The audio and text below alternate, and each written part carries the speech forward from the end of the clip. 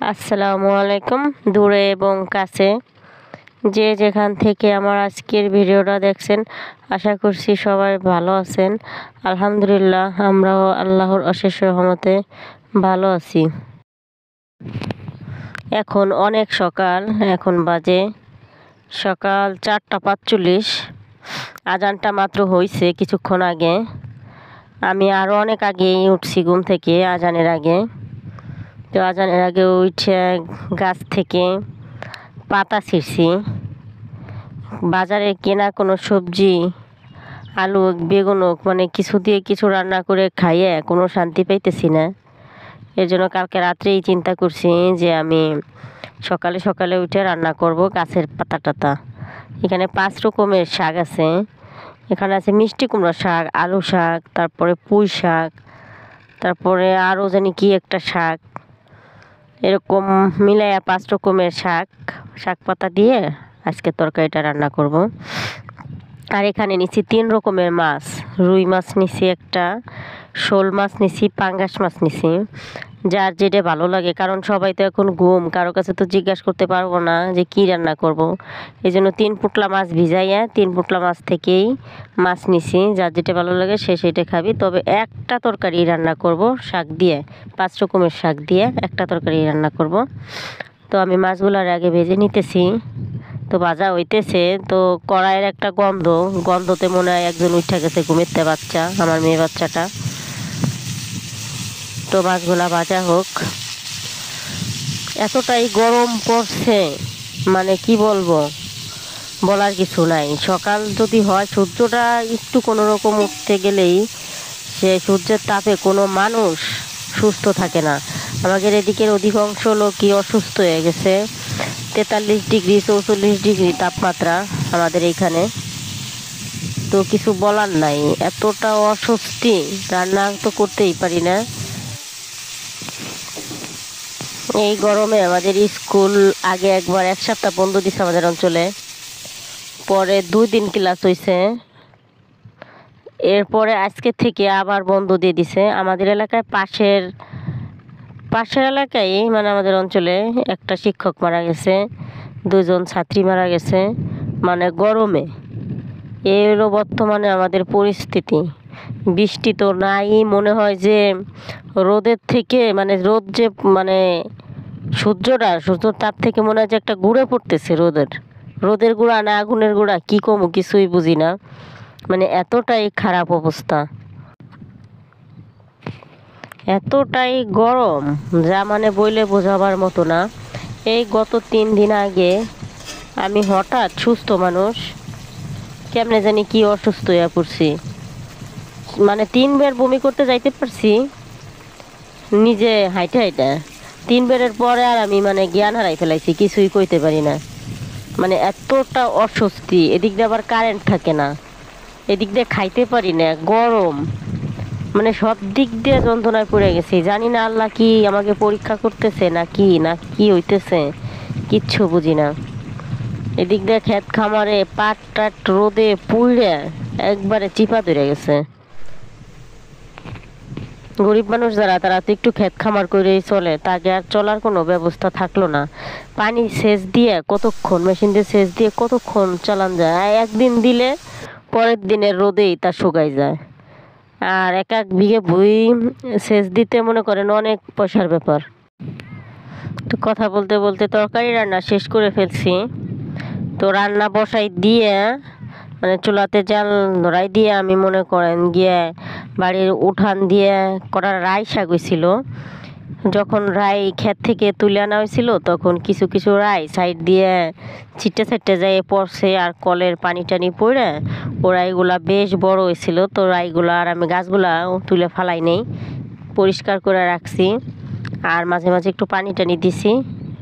এখন সেই রাই পাতাগুলো অনেক বড় হয়েছে, আমি শাকগুলা ছিঁড়ে আনছি, ছিঁড়াই না তরকারি রান্না চুলায় বসাই দিয়ে শাকগুলা কেটে ফেলছি, কারণ একটা তরকারি দিয়ে বাচ্চারা খাইতে যাবে না। এর জন্য আমি আজকে রাই শাকগুলাও রান্না করে ফেললাম। আজকে যাই রান্না করছি সম্পূর্ণ বাড়ির তরকারি, যেমন শাকসবজি, মাছের তরকারি, মাছও কিছু বাড়ির ছিল, শোল মাছটা যেমন বাড়ির ছিল, এরকম আলু বাড়ির, মরিচ বাড়ির, মানে বাড়ির সবজি বেশি রান্না করলাম আজকে। এখন রান্নাটা হয়ে গেছে, এখন বাজে 6:30। রান্না টান্না শেষ করছি আর ধোয়া উঠতেছে বাদ দিয়ে। তো রোদ ওঠার আগে বাবা খেতে চলে গেছে ধান কাটার জন্য। তো বাবারে কিছু খাই আসতে হবে, এই জন্য বাবার জন্য ভাত নিছি। এখন তরকারি নিব, নিয়ে বাবারে খাইতে যাব খেতে।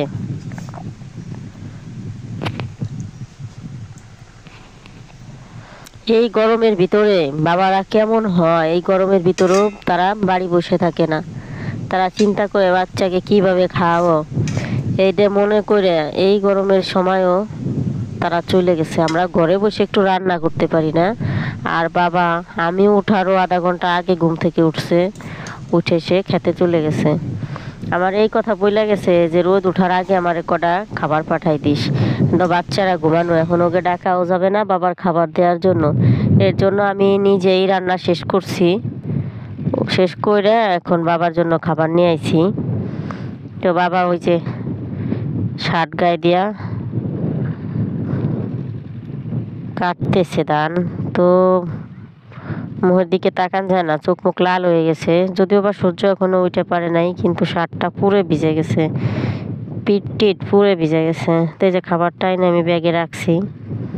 ছাতি নিয়ে আইছে, মাঝে মাঝে সহ্য না করতে পারলে ছাতির নিচে বইব, কালকে একবার বইছে। তো পানি আনছে, পানি আইনা সেরকমই রয়েছে, খায় নাই। আইসা দেখলাম,